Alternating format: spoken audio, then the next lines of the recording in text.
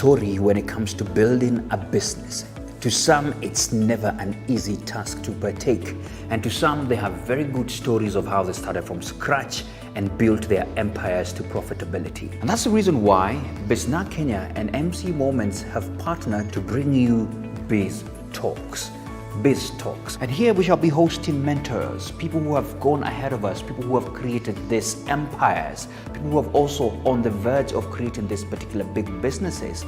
And these lessons will be valuable for you, the business person, for you, the aspiring business person, the entrepreneur, so that at least you can make wise decisions when it comes to building that business. So every Friday at 8 a.m. on all business platforms, that's the Facebook and YouTube channel. Good morning and welcome to Biz Talks. I hope you're keeping well. I know it's July, still very cold, and I hope you're having some cup of Melvins from wherever you are. But before then, we want to get into the subject of the day. And today we're talking big matters. If you see me even taking reference, it means it's big stuff, you know? We're talking about matters, big data, data science, and the risks involved. Yeah, you've been giving your data out. Probably you don't even know where it's going to, but there's a lot of information that you've been shedding out. And people who have become wise are using that to make a lot of decisions, even business-led decisions, data-driven decisions, and the likes. And so today in the house we have Timothy Oriedo, who is the CEO and founder of Predictive Analytics Lab Kenya. I like the name, self-explanatory by itself, Predictive Analytics, and we shall be delving in to help you, especially you, a business person, get to know that you can make data-driven decisions for your even marketing and everything else that you do, and the decisions that you make in your own workplace and whatever you do. My goodness, he's here in the house. So Timothy, welcome. Thank you. Good to see Thank you here. Thank you. Of course, here we recognize that it's cold outside, so we're going to serve you something. And from Very your chest, cold. courtesy of Melvin's. Yeah. I know you popped in. Sure. Did you make a choice? Yeah, from what I'm seeing here, it's exciting to see. I can see. Beautiful. At first, I'd gone with hibiscus, but I think I can have a blend of hibiscus and sweet cinnamon. I like that. I like that. We can mix that. I can see a hibiscus here, definitely. Yeah. And the sweet cinnamon. What color is it? Oh, it's right here. Okay. So, are you going to have it with some hot water or milk? Hot water, Hot water is good, yeah, right? yeah. Lovely. I like the mix, man. Yes. In fact, today I feel like I want to do a double shot as well of something. A blend, huh? Absolutely, absolutely. Wow. Yeah. This whole subject, I did my own research here. Okay. And I felt, I mean, if you're not getting into this conversation now as a business person, then you're too late because you're just going in blind. I think this one helps you to really open up your eyes to know what exactly is going around. Yeah. So that we can flow. Because I told our viewers this is a very serious subject. Yes. And it's very cool. I'm also going to have not a blend, but a double tangawizi. Double tangawizi here. Yeah. So that I can get to learn as well. It's good.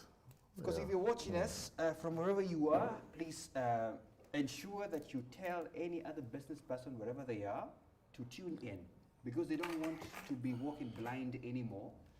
Well, you can have some know-how of how to go around making decisions in your company. Because every day, as Timothy said somewhere else, every day you are receiving data. If you're interacting with people, if you're having conversations with people, you're interacting with data that you can use in the future to make better decisions. Yeah. Many thanks for coming, Timothy. Thank you. Just before we get into the conversation about our subject today, I'd like to endear people to know who is Timothy first. I don't know when people ask you to introduce yourself, who you say you are. Please go ahead. Thank you. Yeah. Yeah. So, I'm Timothy. Yeah. I'm a family man. Yeah.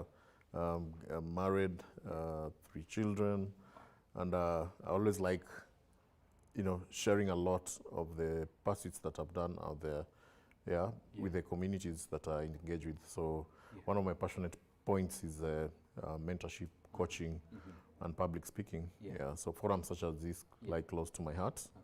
I also wear other hats. So besides being the entrepreneur, I'm a data entrepreneur. Basically, that's how I call myself. Using data to make a living. And I'll be sharing with you how I do that. Yeah, but I also wear another hat. I'm also a farmer. That's interesting. I do. Yes, I do. I do sugarcane farming. Dairy. Where is your farm? Is it in Western? Yes, my farm is in Bungoma County. Yeah, that's Yeah. the place where we know sugarcane comes. Yeah, it's a new sugar growing zone. So Okay. yeah, we've been trying to leverage a lot as an investment. Yeah. Absolutely. Yeah. Absolutely. Yeah. You know, in Kenya, they say if you're only focusing on one source Mm-hmm. of revenue, then you're not doing well. You want to diversify. Absolutely. Absolutely. Yeah. Yeah. Okay. Mm-hmm. I think that gives a very good brief of who Timothy is. And Yeah. I want to get straight into the space that you're in, as Mm-hmm. you've spoken about. Mm-hmm. And I love even the name, you know, Predictive Analytics Lab. Mm-hmm. So first of all, how did you get into this space? Yeah. Was it something that you just bumped into, Mm-hmm. or you already knew this is where I'm going? Yeah, so it's a long history, but I like to shorten it. Okay. So, and I'll also use this opportunity to also define what it exactly is, because there is a lot of fads and misconceptions around what data and big data analytics and data science and the business of data is. Yeah. Yeah, so from the ordinary marketplace, it's always misconstrued to be an IT-related discipline. Absolutely. Yeah. So my background, I studied mathematics back in university. Graduated from Maseru University 20 years ago, 2001, 20 years ago. And then I moved on to work in the media industry. Yeah, so worked in the media industry at different levels. My last two roles being the general manager at a Nation Media Group, where I managed the radio brands, and then also the head of digital at Citizen. Yeah, so where we were managing the launch and execution of digital assets that Citizen was owning. So that's about 2015, 2016. I transitioned into private practice, set up my own consulting firm, so the Predictive Analytics Lab, which was registered in 2017. And from then on, I started using the insights that I've gathered from running businesses into running my own company. Yeah, but before I did the transition, of course, it had been ages since I learned mathematics, and many things had changed. We had the wave of digitalization, where we had the advent of the use of social media.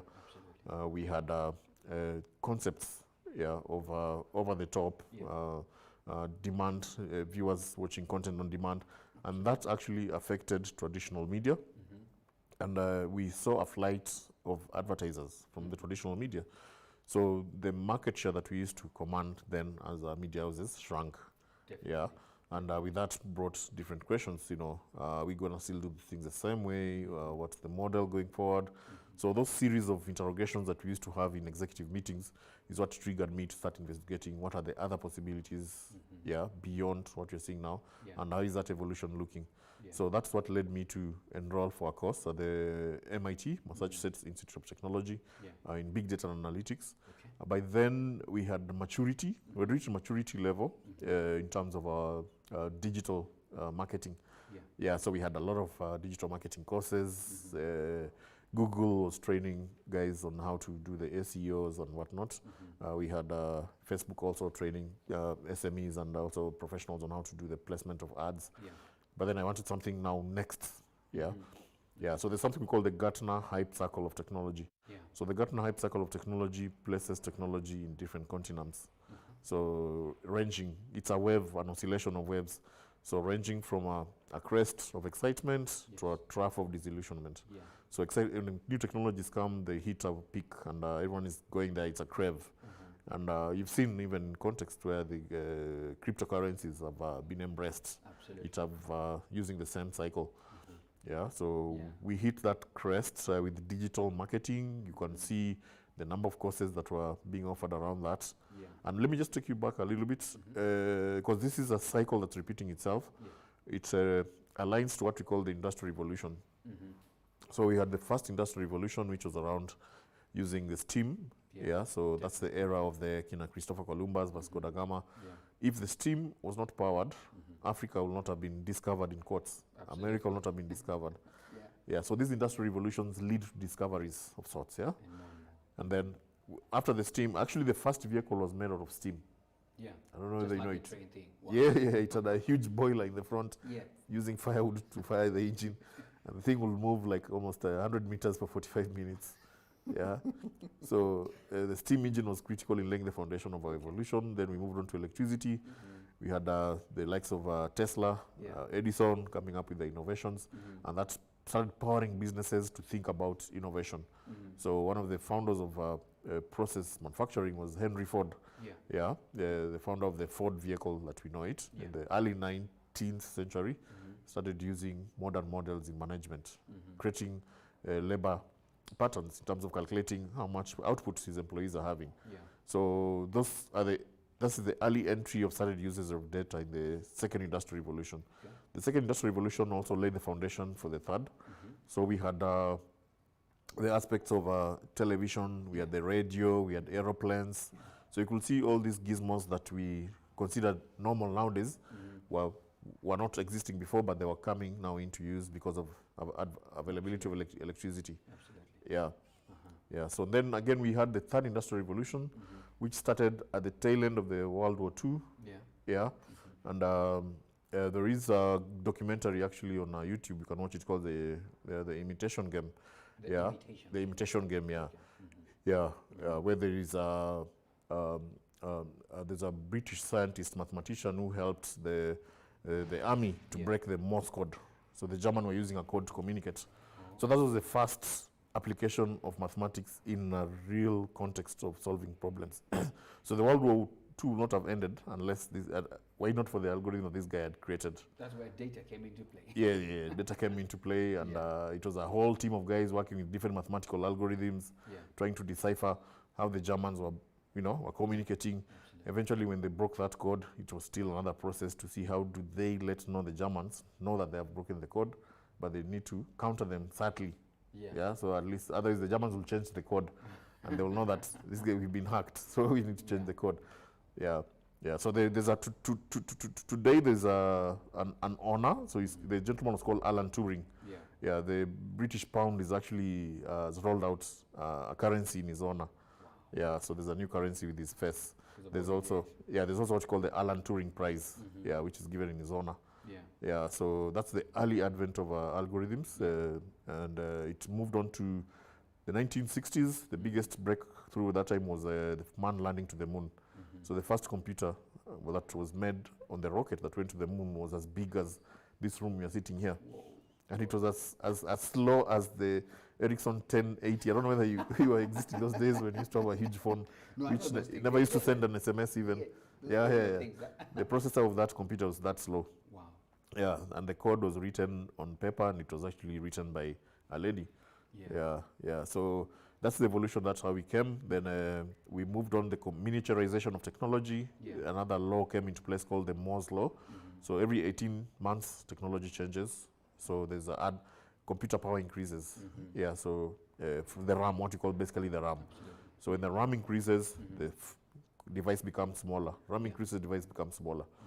So you can see that even what has been happening to the miniaturization of technologies, giving birth to the social media wave, which now is happening in the late 90s, coming into the early 2000s. So the advent of Facebook, we have the advent of the YouTubes, Google, and social media platforms, which again were riding on the crest of availability of internet. And then secondly, the changing behavior of consumers when they're interacting with those platforms. So what was happening locally? So let's again reflect on the same waves. Locally here, we had the colonization happening. We had what we call flights. There's the flights that were taking Africans to go and study in American and British universities and bring back the knowledge. And so many specialized fields were created then. So we had Dar es Salaam University, Makerere University, and University Nairobi, which were created for their own reasons. So Makerere University was to train doctors, Dar es Salaam University was to train lawyers, Nairobi University was to train engineers. So we still have footprints of that effect today. So that's why you find Nairobi and Kenya as large as a lot of technology, so we actually are forced to reckon in the region in terms of technology. So every new technology needs a skill set to support. So even electricity, you'll be surprised. We used to have an electricity manager when electricity first came. It's the same. There was the manager. Yeah. Now, I can tell you, for example, that when social media came, we used to have social media manager. Yeah. Nowadays, do you hear of a social media manager? So everyone, by default, is supposed to know how to manage social media. Yeah. You can even tell from the young ones. We used to go to college to be taught about Microsoft Word, Excel, PowerPoint, and you'll put it on your CV that you're proficient in. Done this. Yeah. Now it's a basic. If you find someone in their CV written that way, now you'll not take them seriously. Yeah. You're not serious. Yeah. Sure. On the business landscape, look at where did ZTech start?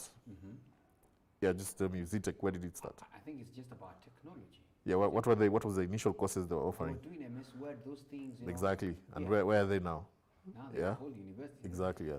So that's what technology does. It evolves, Okay. and then it elevates you now to a level where you are. So that was the third industrial revolution. Yeah. Yeah. So now we are betting big on the fourth industrial revolution. Okay. Now the fourth industrial revolution is being driven by technologies such as smart voice recognition, image recognition, Yeah. video recognition, robotic process automation, blockchain, artificial intelligence, machine learning, Yeah. IoT, and those are technologies that we are betting big on. Yeah, we started that journey 3 years ago. Yeah. We've been developing training programs, first of all, to evangelize and improve the capability and skill sets Yeah. of professionals to work with those tools. Okay. We've also been developing softwares. Yeah. Yeah, so we didn't start training first. We started by developing softwares because I think people feel Acquainted to understand when they see something in action, they'll see, yeah, okay. Okay. But then we had to commercialize our softwares. Okay. So it's, I want yeah, to cut you short there Yeah. because yeah, because I don't want to lose my viewers today. sure. Yeah, But can I do? I love the history and how you Yeah. brought it up and how we are and why we are here now. Yeah. And the fact that now everybody can recognize, nowadays even Safaricom says for us to identify you, sometimes, you know, my voice is my password, so even voice recognition and all that, that's Yeah. where we are. It's Yeah. no longer just a pin and all those kind of things. But I just want to take you back now, Yeah. and I want to let my viewers know that actually that you're a teacher and you Yeah, teach yeah. at Strathmore. Yeah. And so that's why I'm also on the spot. Sometimes I'm answering questions, no worries. But let's get to the definition terms. Sure. Because we're talking big data. Yeah. We are talking, data.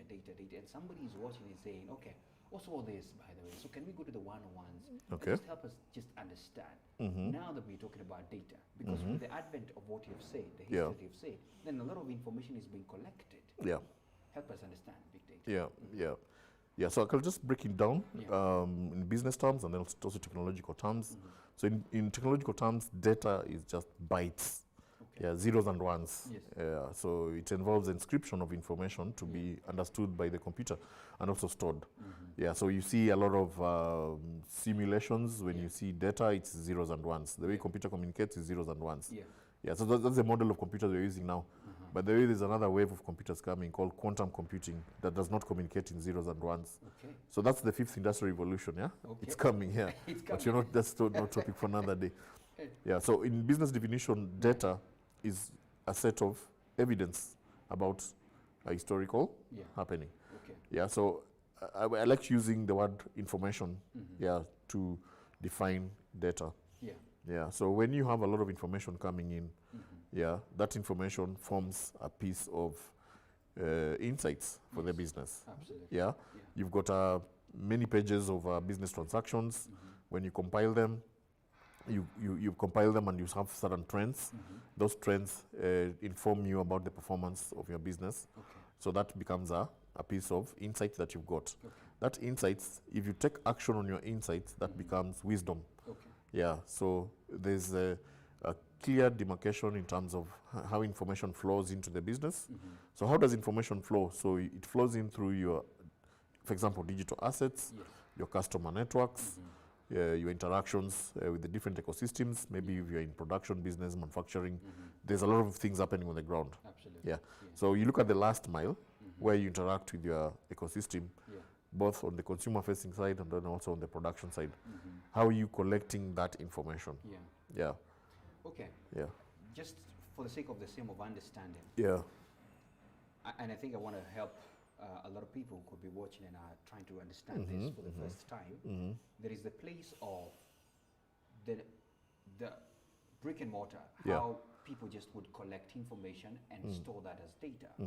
But now we've gone to the let me use the word machinery level, Yeah. where it's going to collect data for yourself as well, Yeah. that you can use to make decisions. Yeah. And what you're saying is that we have even corporates where they go to the last mile, Yeah. where they're seeing what's exactly happening on the ground, and they can make decisions based on the information collected. Yeah, yeah. From their salespeople, everything Yeah. else down there. Yeah. And that can really help corporates make decisions on maybe where we need to take more of these shoes if Yeah. it's a shoe company, Yeah. and these are the Yeah. shoes are bought more in these other places because of what they're getting from that. Is it? Wow, love it. So Yeah. now, we are trying to understand this. And by the way, let me ask you, because I Yeah. see a lot of these apps coming up, and some of them, I go to the place of installing them and I stop because they ask for permissions to access whatever access.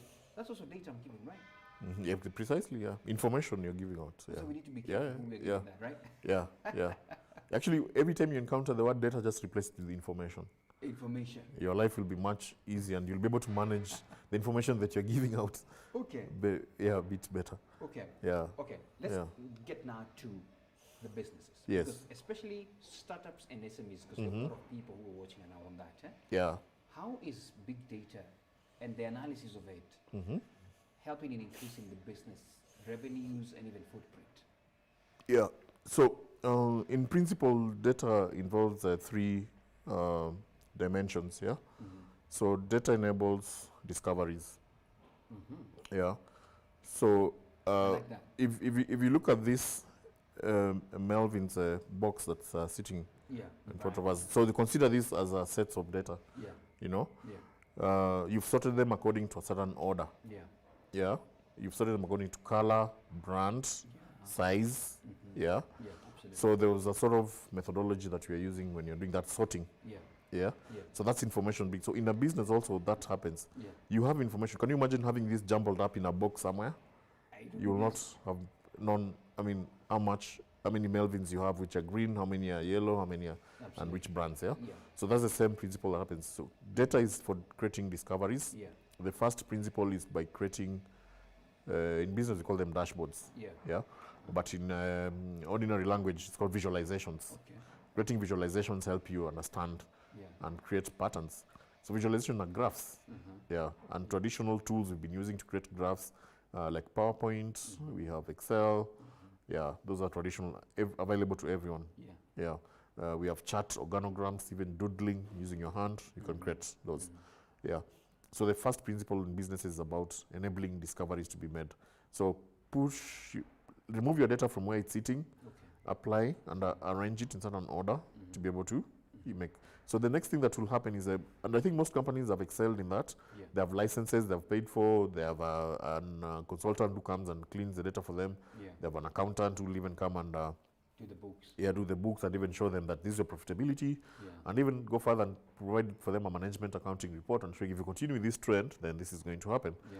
Now the next part, so on the first part of discoveries, I don't know whether we're going to tackle the issue of what needs to be done later or just No, go. actually, just flow with it. Okay. Yeah. So now for the discoveries part, one of the things that needs to happen for businesses is like investing now in these tools and tech.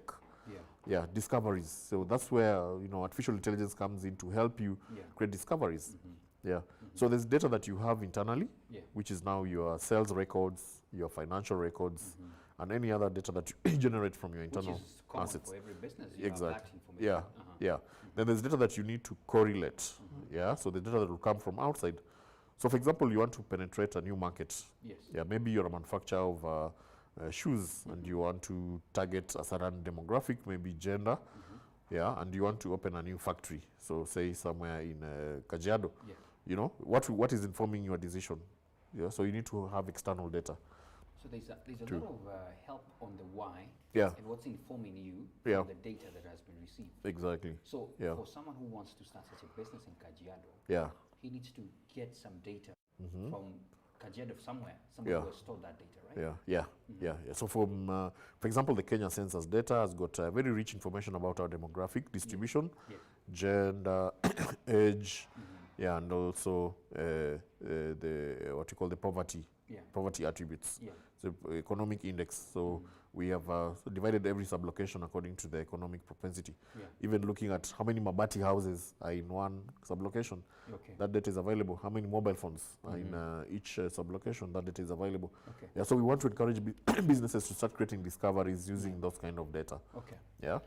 So All that's right. the first step. Discovery. Data discovery. first. Yeah, yeah. Okay. Yeah. My goodness, and I hope you're taking those. If you're there and you have any questions, please feel free. I'm also on the learning seat, so feel free to, get to learn because, and Timothy, we're going to get practical because I will throw in a business here and it will help us see how we can, using data, navigate through, especially on the marketing angle of it. So we are talking about deploying data, and so once you have this data, for example, like we have given an example, the question is how do you deploy now these solutions to your business? Is there a relationship now that you've discovered this? How do you deploy that? And maybe I am not really aware. Okay, I've gotten the data. I have some data information that I've received. How do I now implement this into my business? Yeah. Yeah. So actually that leads to the second step, which is now decision making. Decision making. Yeah. Okay. Yeah, and that's actually another huge task. Discovery, then decision making. Discovery, then decision. Wow. Comes a huge task that businesses are always faced with. Yeah. You may have the insights, yes. You know that if you open a skin or hide manufacturing company here, you'll make this amount of market penetration, but you still don't go and implement it. So decision making is a critical component of businesses. Yeah. Yeah. So how do you make decisions? So this now where psychological limitations come in. Okay. Yeah. So the what we call barriers to decision making. Yeah. We call them mental biases. Yeah, very, very big. And there's so many mental biases. So including anchoring bias. Yeah. Yeah, there's a bandwagon bias, and maybe just to mention a few which are relevant to this subject for businesses. Yeah. So bandwagon bias is just jumping into something because other people are doing it, but you've not aligned yourself to it. Yeah. So before the fact you're talking about big data, artificial intelligence, blockchain, cryptocurrency, Yeah. you jump into that. Yeah, and you've seen many people, making mistakes because of that kind of mindset. Yeah. Absolutely. Yeah. So the anchoring bias is a bias where you have been successful before, and you don't want to change your way of work, your way of thinking, to adapt to the changing environment. And maybe let me not belabor the point by giving an example of Nokia. Who did not see what was happening. Absolutely. Kodak, who were not seeing the advent of mobile phones and changed the business model. Wow. And you can see what they were market leaders then. And that example is replicable everywhere. Right now, if you look at the most profitable business on the stock exchange, I mean, it's not the traditional companies, motor vehicle companies. It's not the airlines. It's not. It's technology companies. Absolutely. Yeah. Absolutely. Yeah. In fact, even the top blue chip companies now. Exactly. Yeah. Even here locally, it's Safaricom with data as well. Exactly. Yeah. In fact, somebody was saying it's the big bank now. It's the biggest bank in terms of revenues as well. Yeah. So the biggest investment in businesses right now is on the decision-making side. Okay. So how do you create better decision-making? So first of all, being hyper-aware. Hyper-aware means attending such events and being conscious of the changing environment, being aware that this technology is the one which is coming to take you to the next frontier. Yeah. Yeah. Yeah.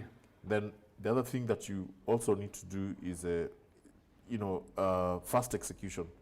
So when you become aware about a changing technology, you also need to put in place a mechanism to adapt to that. Yeah. So what we see happening in most corporates is they set up innovation streams, innovation hubs. The banks do it so well. Yeah. They set up innovation labs where they start testing and getting new technologies. They work actually with universities. Yeah. Because most of this knowledge comes from academia. Yeah. Yeah. So I don't know whether you know the definition of academia, private sector, and government. Okay. So academia is institutional. Academia looks in front. In front. Academia comes up with technologies. When people write their thesis, they always told, can you create something that has not happened before? Okay. Yeah. So for you to challenge your PhD thesis, you have to create an innovation. Something new. These technologies that we're talking about today in big data analytics were existing in the 60s. But on paper. On paper. Yeah. So the biggest employers of big data engineers and machine learning experts are Facebook, Google, Amazon. The heads of those departments are 60, 70-year-old professors. goodness. This knowledge they had. Yeah, Wow. So the only thing which has changed is the technology was not there to automate the Yes. knowledge they had. So now the technology is there. There's a computer which can process information much faster. So the mathematical equation they developed can be processed within that. Very fast now. Yeah. Then for businesses, so academia is about forward. Businesses is about today. Today. And that's also another mental bias. So businesses don't want to waste their time in the innovation. They tell you, I need to make profit this year. Yeah. I need to sell. Yeah. Yeah, so they are very impatient. Yeah, someone wants to work on something today and tomorrow it's making money. Definitely. Yeah, so but then in this field, that's not how it works. It's some threshold of patience. Yeah. Yeah, it's organic, like it grows slowly and then reaches a point. I like using the bamboo example. You know how bamboo grows? Absolutely. It takes some years before it sprouts. Yeah. Then when it sprouts within 7 months, it's gone. up. Yeah. Yeah. And then the government on the other side lags behind. The government waits for something to happen. Yeah. Then they'll come and regulate it. Yeah. It's still like the Like they do it with the tax and stuff and all the those. cryptocurrencies. Oh, yeah. So they'll let guys lose their money there, get hit a bit. Then they set up a commission of inquiry. They'll come investigate. Now, why was this happening? Now, can we set up a task force now too? So it's just by default that's how the world order. Yeah. So academia, businesses have to work closely with the academia. Yeah. Yeah, and that's why some programs at Strathmore Business School help address and bridge that gap of knowledge to businesses by bringing a lot of this innovation to the front of business applications. Okay. Yeah. So I'm going to just throw in questions that are coming through my head as you're speaking. Yeah. Paint for us a picture, because in Kenya we boast as one of the leaders in Africa when it comes to matters infrastructure like internet. Yeah. And even penetration of all these techs that we're seeing. Yeah. And I like the fact that you said even from the advent we were almost poised to be the leaders because of the university that we have here and how it was founded. So paint for us a picture, especially for me as a business person, to know that hey, I need to seriously start thinking about embracing data analysis for the success of my business. Yeah. So help us out. Where are we? Yeah, so I'd like to move to the next one because now I told you there were 3 dimensions. Oh, there were 3, absolutely, yeah. So there now was I'll answer your decision question. making. So what do you think the third one is? After making your discovery, then you make your decision, what should be the next one? Mwalimu, I don't know, is it It's implementation or money? Now, dividends. Oh, okay. Yeah. The reason why you're sitting So in they're this all building- D's, right? Yeah, the reason we're sitting in this building is about dividends. You want to? I You want love to make this. money. So there are Okay. 3 D's, yeah? Yeah. Yeah, so data to discovery, Yeah. data to Decision making. decisions, then data to dividends. Absolutely. At the end of the day, businesses need to make money. And That's the bottom line. that's the bottom line. Yeah. So the reason that businesses have to make data their business is because of the dividend. Yeah. Yeah. And how is this driven? So either you're using data to reduce your operational costs or you're using data to grow your revenues. Yeah. Yeah. To know where to go and sell what. Exactly. Absolutely. Which market do you expand to? How do you innovate? How do you vary your product? How do you do your pricing metrics, the pricing margins? Yeah. So using modern tools such as dynamic pricing. So I like to see the price of tea vary depending on which market it is. Yeah. Yeah, even depending on the time of the day. Yeah. So we still are doing many things traditional. But if you look at the airline industry, which is demand and supply, yeah. If you look at modern business platforms such as Booking.com, Airbnb, how they've been able to disrupt the hotel industry is by having dynamic booking. Yeah. So you have a surge in demand for a service or product, the price goes up. Okay. If there is a Low decline, demand, the price goes down. Absolutely. Yeah. Absolutely. So those are the kind of infusion of data into businesses that is helping inform the models, new models that businesses are starting to run with. Okay. Yeah. I love this. Discovery, decision making, and dividends. Yeah.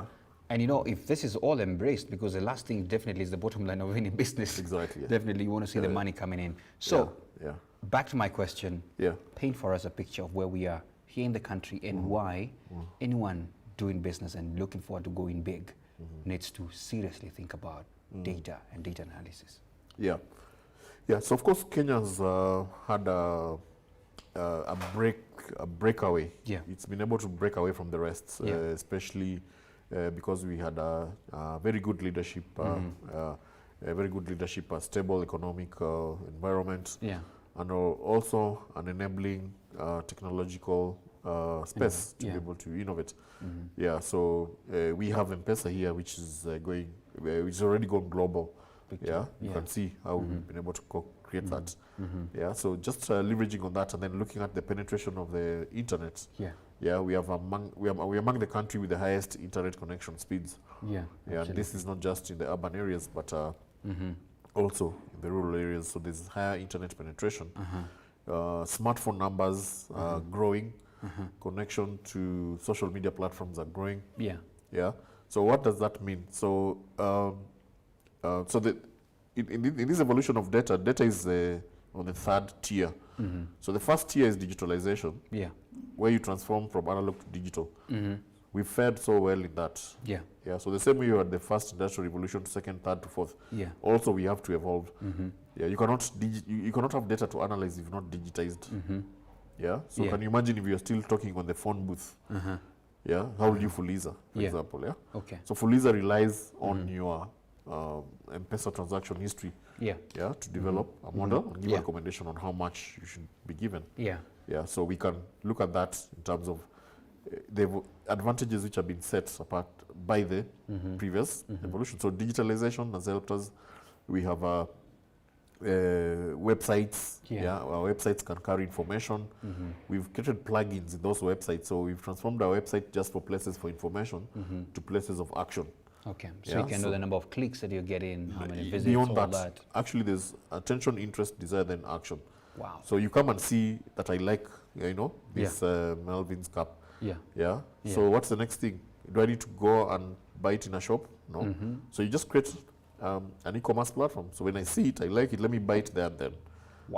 So that's the e-commerce engine. And that's what we're encouraging businesses to look at the entire.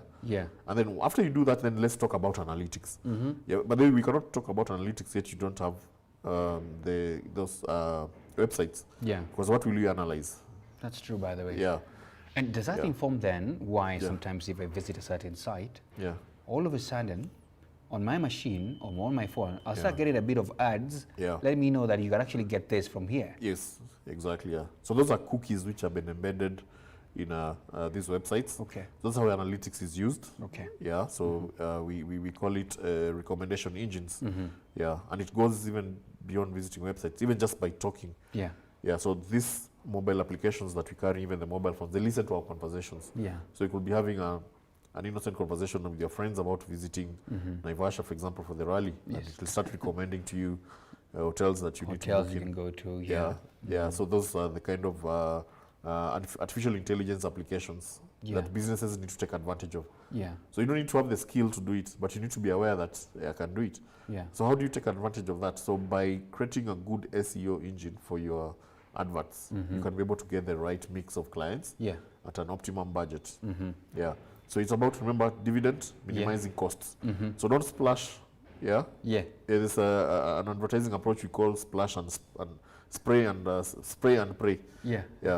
Where you just go and blast millions of shillings advertising, then you wait for the customers to come. Right now it's targeted. Very targeted. Everything is measured. Do this or get this. No wonder even for your Facebook ads, Google ads, you have specifications even to age the kind of people you're targeting. That's granularity. Lovely, and I hope you're seeing this, business people. Let me just give a shout out to a few people who are checking out. Of course, great insights. Samuel, thanks a lot, very informative. But I'm going to use Samuel's example. This guy has amazing peanut butter. He was here. He makes it very nicely, and I'm sure he would really want to know how to use his data, whatever he's collecting, or maybe how to even collect it. How that would be the example that we're going to look through. Just a shout out to some of the people. Joel, I hope that now the sound is good on my end. I think I was not very audible, but I think now it's corrected. Then we have Joe, very informative as well. That's what he's saying. Cecilia and Degwa taking notes. I tell you, you better. I'm also sitting down here on the learning seat as well to just get to understand this. Now, Kenya is poised, we are there, all these things are happening and all those kind of things. So what's the future of this, before I get to now what you do in your lab, what's the future of this? Because now you've painted the picture of where we are. What's the future of this? And by the way, I would want to understand, because from where I sat, some time back, I thought AI was going to be big, but AI is connected to data as well. So help us understand the future. In fact, I would call it the future of businesses. So it's becoming inevitable that businesses have to start taking the business of data seriously. Yeah. Absolutely. The business of data, seriously. Uh-huh. Yeah. And as I mentioned, we are moving out of the first crest of disillusionment. We had the first wave. So this first wave of excitement is always driven. You'll see the number of conferences around. Yeah. So conferences do help in evangelizing, yeah?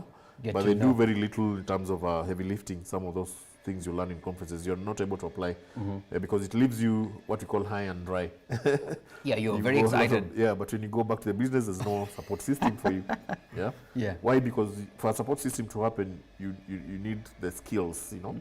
Yeah, you need the skills right there with you. Yeah. You need consultants to work with you. Absolutely. Yeah, and also technology companies to come and support you. Yeah. Yeah, so we've seen a lot of work being done by the technology companies that exist, the Microsoft, Oracles. Yeah, but the market is too big for us to leave it to them. Yeah. Yeah. Yeah. And the government has also come in and created, an environment which is enabling businesses to have an opportunity to learn these new technologies. Yeah. Yeah. So also in terms of the government's input, is about the regulatory landscape. Yeah, you've seen just in the last 3 years the cybercrimes law came into effect. Yeah. We have the data protection bill, which was enacted, and actually an office was set up, led by a data commissioner, which is to take cognizance, of the evolving landscape that we are facing.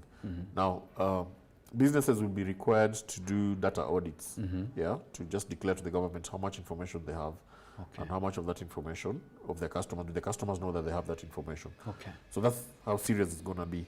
Wow. So the same way we were doing our tax returns, the deadline was 2 days ago, yeah? So in the future, business will also be doing the data audits. Yeah? Wow. Yeah. So it's inevitable that businesses have to take the business of data seriously, given the seriousness it deserves. Yeah. Yeah. Whether it's voluntarily or as a regulatory requirement. Yeah. Because as we gravitate towards digitalization and using of digital tools, it's inevitable that we're going digital first. Yeah. And this gravitation has just been lent more impetus by what we call COVID-accelerated digital transformation. Yeah.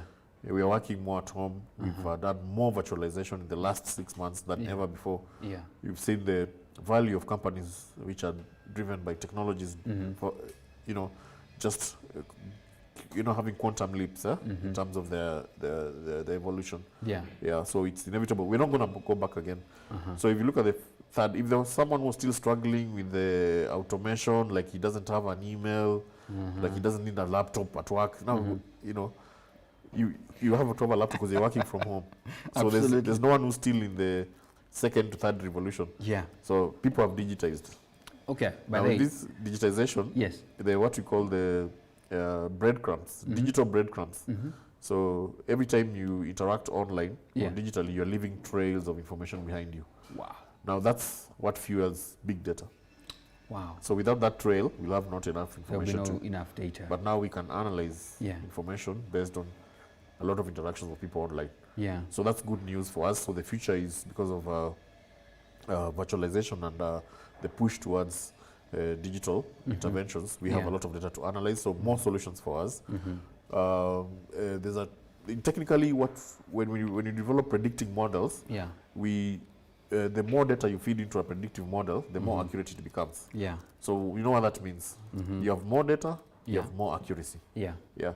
So we're just starting, but we're going to see a lot of innovations coming. Yeah. Yeah. In Kenya, one of the examples that I like sharing is the Kakamega twins. That is data at work. Yeah. Wow. Facebook has got those facial recognition algorithms that help people match. That when you go to your timeline, it recommends that you know this friend. Yeah. So those two girls will never have known each other, why not for Facebook's algorithm? It matched there. There's an algorithm called the digital geometry for facial recognition. And so that looks at the size of your nose, your eyes, and then says, this could be. And that's what happens when you upload someone's photo on Facebook, your friends, it auto-tags them. Yeah, I've seen that. Yeah. And they're like, hey. Yeah. Yeah. So that's how data is used. Yeah. Okay. Yeah. Okay. Yeah. So you can see that already. Kakamega Twins one really is a good example. Yeah. Can I ask you this? Because it just hit me now. Yeah. Remember this Huduma number? We give a lot of information to it. Yeah. And then I heard there was some leakage. How bad is it? Yeah, so I'm not in a space to comment about that, but I think the government has got its own mechanism of addressing leakages, and that's why the Data Protection Act is there. Okay. just the other day, and I can talk one that's information that's publicly available. Yeah. You know, there was a political party that was sending people SMSs Yeah. that you're a member of this political party. Yeah, so the Data Commissioner's office is already busy. you Yeah. know. Yeah, it's already busy. It's already busy handling checking that it out. issue. Yeah. Okay. Yeah, because Wow, lovely. Yeah, because people are saying, how did I even join some other place? yeah, because you see what happens when I walk into this building. I Yeah. left my details at the security. Yeah. So you don't know where that where that book book will goes end to. up. Yeah. Speaking of which, some it's not here, but Yeah. some other places. Yeah. Yeah. That book is full of contacts and all those kind of things. It does. It always That's is. valuable information. It always is. Yeah. I So don't those say are- what people do. Yeah, so those are the kind of sensitivities that we want to tell businesses to be conscious about. Yeah. How do you anonymize your customers' information? Because you're going to be liable to pay a fine by Yeah. court Yeah. if a customer accurately claims that you infringed on the information. You took the information to use it for Yeah, yeah, yourself. yeah. Goodness Lord. Now, I want to move to a little bit of getting practical. Yeah. And of course, definitely we'll talk about your lab. Yeah. Let's talk about my guy, the example I gave. I want to just jump in because the question for me would be where should startups and SMEs begin? Because I Yes. am running an SME, I make very nice cups. Yeah. Let's use the peanut butter example. Samuel makes amazing peanut butter. He's struggling to probably scale up, stuff like that. And I know I'm jumbling this question to you, but I want to throw it to you, know how to answer it out. Yeah.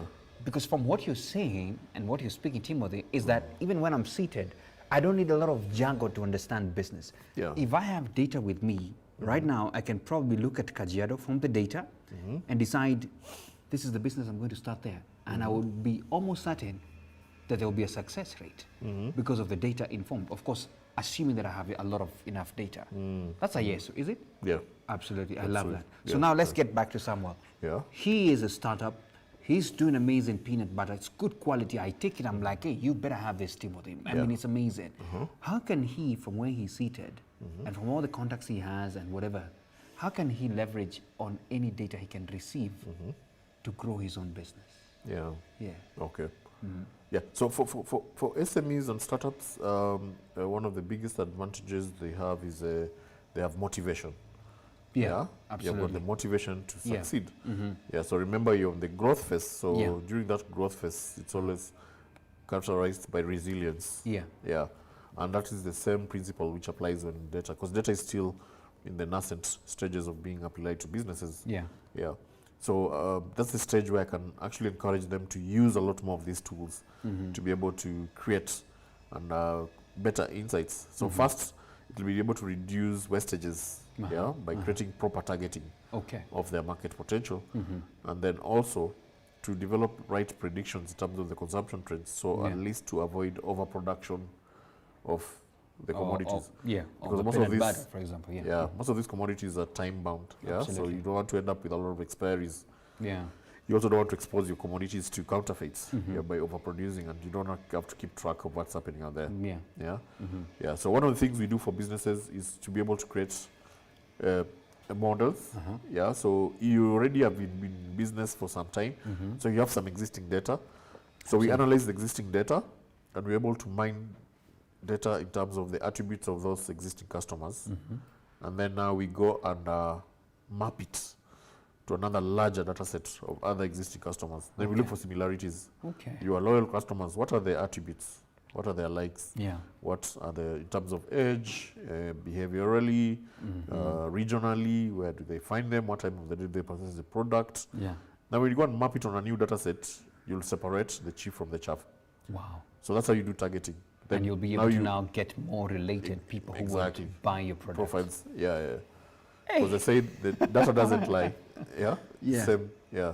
So, you know what you're saying, Timothy? You're killing the billboards. Anyway, I'm just saying. Billboards in business, we actually have a machine learning software that helps advertisers choose the right billboard for them. It's a live tool that's actually running.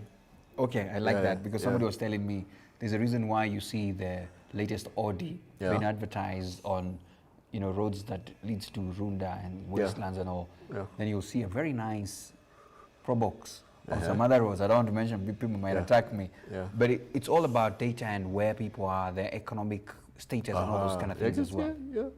It's about that demographic and targeting.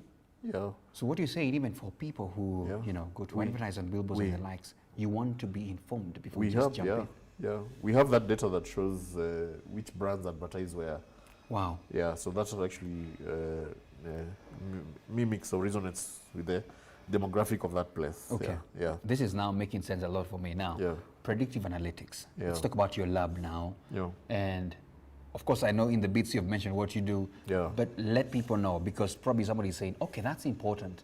So where do I see you? Where do I get you? And we're telling them it's at Predictive Analytics Lab. Yeah. And what do you do there for them? Yeah, yeah. So thank you for that. So Predictive Analytics Lab was primarily founded against a backdrop of providing tools and interventions to help businesses. Yeah. So we purely founded ourselves for the sake of businesses. Yeah. Yeah. To help them make sense of their data. Yeah. Yeah. So how do we do that? So we do that through softwares. Yeah. So we develop softwares. Yeah. And I'll be breaking down softwares. We run training programs. We develop data strategies. Yeah. And also we do data analysis itself. Okay. Yeah. Okay. So if I go back to softwares, so we develop softwares using machine learning technologies. Yeah. Yeah, so the example of the softwares that we have is the one I'm telling you that helps advertisers and business people locate the best location for their shop. For their shops. Wow. You can go to that app. I can give a link they can download. Yeah. You can use it. Yeah. Yeah. So you can download an app and you go and take a photo of a building where you want to open a shop. Yeah. And we have a list of businesses that we've put on that dashboard that can recommend. Yeah. Yeah. Okay. What businesses you can put in that place. So you depending on what you want, a kiosk, you want a garage, you want a barber shop, you want a salon, a bar. Yeah. Just choose it. Yeah. Then upload the photo. And then the system will tell you the viability of that area to that business. Yeah. Wow. In terms of it pulls data of existing businesses. Yeah, they're right there. So we've been able to embed algorithms from Google Maps. So if you put a bar, it will show you how many bars are around there. Wow. And there's some businesses, we call this location intelligence. So there are businesses which thrive when you have other businesses around. Yeah, that's true. And that's why you have the beer belts. Like a hotel needs a place where people can come and eat. No, like for example, you go to Kirinyaga Road, you find garages. Oh yeah, garages are there. You go to Kenyatta Market, you'll find salons. That's true. There are businesses which thrive when the other businesses around. Oh, wait a minute. So you're saying related, kind of? Yeah, so that's the model we've developed, the algorithm. Okay. So it tells you if you open your business here, this is the performance of the business. Okay. You'll succeed or the rate of you failing. Yeah. Yeah. And then also it has information around what licenses you need, how much capital, blah, blah, blah. But the main thing that we do is creating for you a model that you can be able to understand. If you want to open a new store, even banks use it. If you want to open a new branch, is it going to be viable in this area? Yeah. Do I need to open a bank or do I just need to create more agents around here to support the existing bank? Wow. Yeah, so it's location intelligence. So that's our first software. Yeah. We have another software that we've developed for predicting the next employee to quit the company. Yeah, so about predictions. Yeah. Yeah, so this is used by mostly HR professions. Yeah, so you're able to look at the performance and 7 different attributes of an employee. Wow. And you can see whether the employee is headed, it will not last more than 2-3 months. Oh, I love this. That insight is important so that you can be able to create the right intervention before it happens. I have to ask a question. Yeah. What are some elements that you pick up on that data?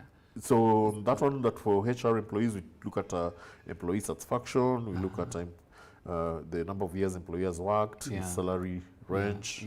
Yeah. We look at how many promotions he's been given before, how many projects he does. There are like 8 different parameters. And we use 15 algorithms because you have to test the accuracy of the algorithm. So the accuracy the algorithm that we choose to use an accuracy of 98%.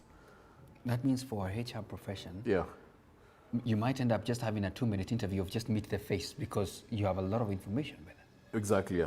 By the time someone is walking in that door coming for an interview, you can tell whether he's employable or not. Wow. Yeah. Lovely. Yeah. So also in the finance sector, we develop softwares for the banking industry for predicting churn. What is churn? The next employee to default paying an installment. Yeah. Or an employee who's about to default paying a loan. Yeah. Yeah. So this time of COVID has brought in what we call unprecedented circumstances. So most banks are recalibrating loans around that. Yeah. But businesses can also use the same to predict who's the next customer they can acquire. Yeah. Yeah. Yeah. So in principle, our softwares are doing what we call predicting and preventing. Traditionally, what businesses have been doing is detecting and repair. Yeah. So you'll be able to analyze data in hindsight and say, my performance last year was because of this and this, and I think I did this because this happened. I lost 2 salespeople, yeah, or my shipment delayed from China, so I didn't produce on time. So you try to give reasons after things have happened. Yeah. But now with our softwares, they pick up, they don't look at the hindsight, they look at foresight. So you feed it with data about your previous performance, and it will produce for your model, looking at the pattern that you've been performing and say, if you continue this trend, this is what is going to happen. Yeah. Yeah. So now your work as a business entrepreneur is to focus on what's going to be happening in the future. Wow. Yeah. So the data is as good as the information that comes out, because now as a business person, remember this decision part. Absolutely. You Yeah. make So decisions you want based to on play a this. bit more part on the decision part. Yeah. Yeah. So that's what sets apart leaders. Yeah. Yeah. So you don't have to be the one technically doing the analysis, but you are the domain expertise. So if you're in manufacturing, you know, if you're in training, or if you run a restaurant, that's your expertise. Yeah. So you want to put all your energies in that. So you let us support you in the softwares that we can give you, but now you focus on the output that's coming from those softwares to make the right decision based on that. And this can apply almost everywhere, from hospitals to what, everything. Exactly. Yeah. In hospitals, in patient care, there's now what we call the same principle, predictive. So hospitals will shut down in future. Why? Because you'll be predicting that you'll be sick. No, serious. In the developed world right now, doctors are being reassigned roles.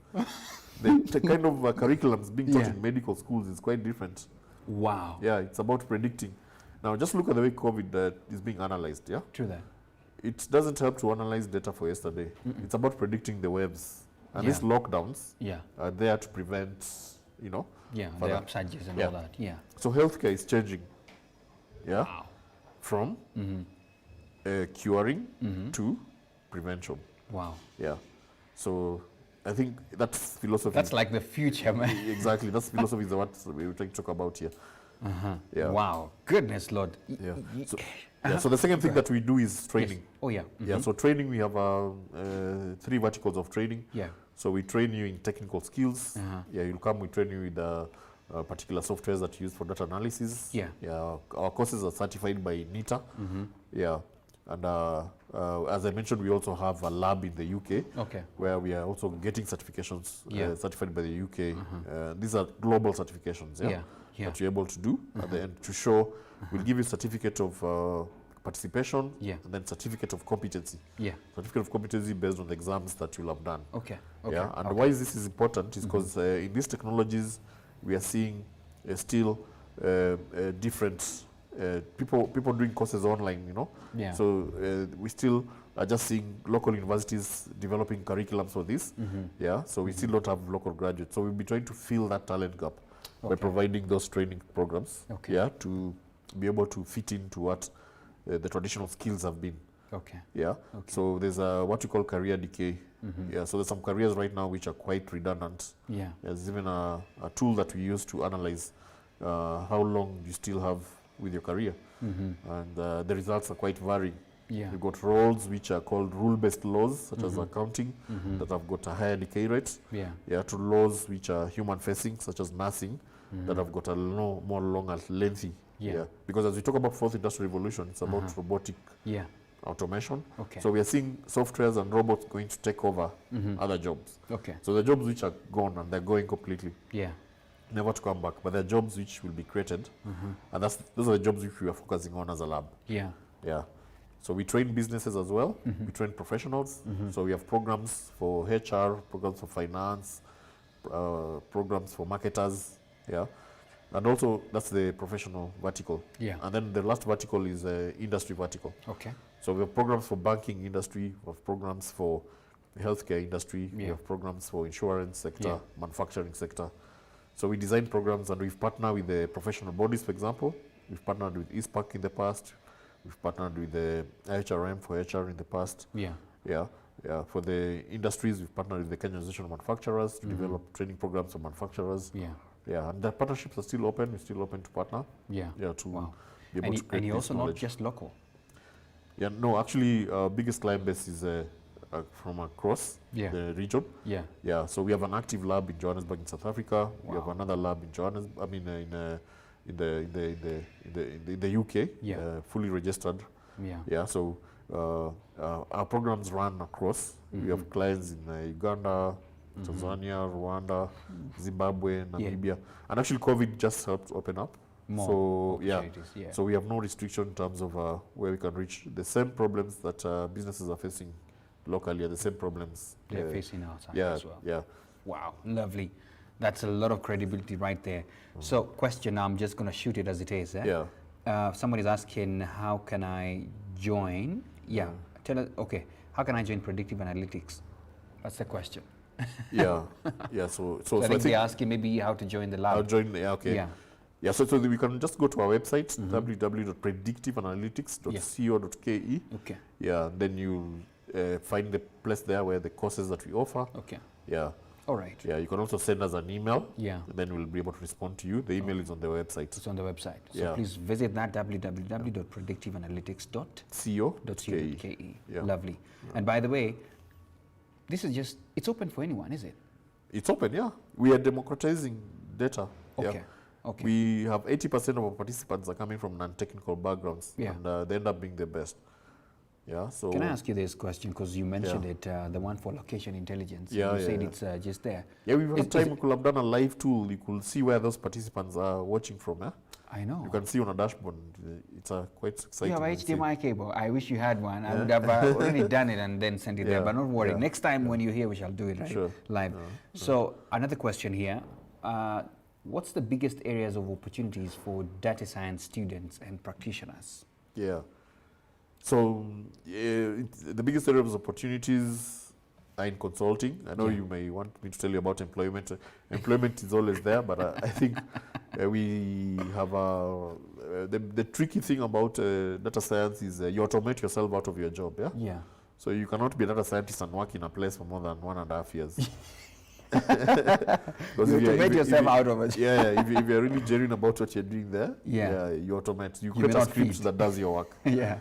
So the biggest opportunity, but then the biggest industry is employing right now is telco sector. Yeah. The telco sector has huge volumes of data that they derive from their customers. That's true. Yeah. Voice, images, transactional data. You can just see Safaricom and look at the mobile phone. It's amazing. I know even the apps and what they're doing now. Yeah. And then the other second sector is the banking industry. So the banking industry has got also a huge appetite. Yeah. For their biggest appetite is on reducing risk. Yeah. Reducing risk of loans. Yeah. So they're always building models that can predict about churn or credit scoring for loans defaults. And then the other industry also is retail. Yeah.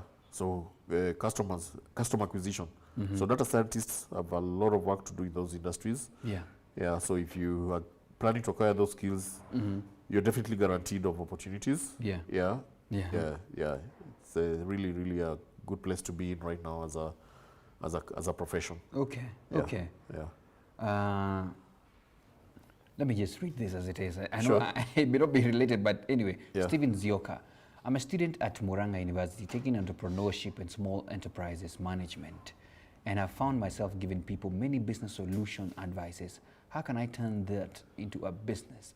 I don't know whether you can advise the student. Okay. Yeah. So that's good. It's a good thing that you're actually sharing. Yeah, because through sharing also you tend to grow your network. Yeah. So I think what you might need to do is create a platform where you are sharing that information. Yeah, let it be organized. Yeah. So for example, just having someone book an appointment with you when you want to share. That's a first sign that there's something you're valuing. And then also you can put a rate. To your service. Yeah. So it's good to do pro bono. You can leave some space that you're doing pro bono.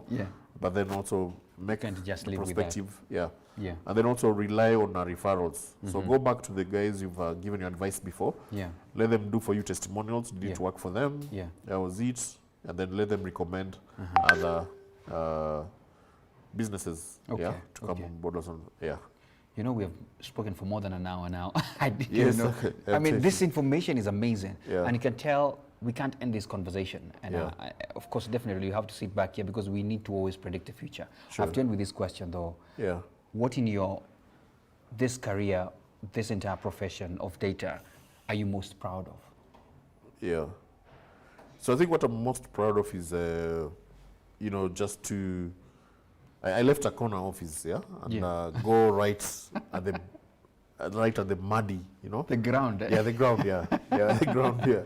Yeah. Yeah, it involved a lot of things, including changing the schools that my kids were going. We had to move them to, you know, cheaper schools, just to be able to change life. I even had to move to another location where I'm staying. Wow. Yeah, and I started building my business ground up. So, so I think that was a bold move. yeah, it was a bold move, and I think my vision on the betting and the support I got from the family was quite good, because I think it really sacrifice. Yeah. Yeah. Yeah, but I think 4 years later, yeah, the fortunes are actually paying. Wow. Yeah, so it's something that I'm proud of, to have made that sacrifice then. Wow. Yeah. Goodness, Timothy, we must have you here again. And we're going to get practical. I like that location mapping. Somewhere, I saw you doing that, so we'd love to also see it here live and how you can help out in these kind of things. Sure. And goodness, Lord, from where I sit, I feel like we have just done some 5% of what we should speak about big time, where we can get into details and help out people. But remember, if you really want to get in touch, you can always go to predictiveanalytics.co.ke and get to see what courses they're offering, what you can learn from there, and make better decisions for yourself and your company as well. Because at the end of it all, we talked about dividends as the last thing, so you can make better money. Of course, with better mapping, you'll get to know better money as well. I still and I hope we can agree to this. I want to take a challenge with you later on after this, because I want to do a data-driven sort of mapping for the businesses we do as well. And I would like to come and report back as well to our people that, listen, this is what is happening, this is where we are going. Definitely. So we can get practical, right? We are very practical in our approach. And those are the kind of challenges that we like. Yeah, because it helps bring to life a lot of things that we've done. And most of these solutions actually are lying. And we always like people using them so that at least they can see the value of them. Wow. Thank you, Timothy, for coming. Sure. All right, there you have it. It's past 9. Please get to work. And I hope you're making data-driven decisions. If you're not, you better get to Predictive Analytics. Thank you so much for your time. That's B-Stokes for now. Bye-bye.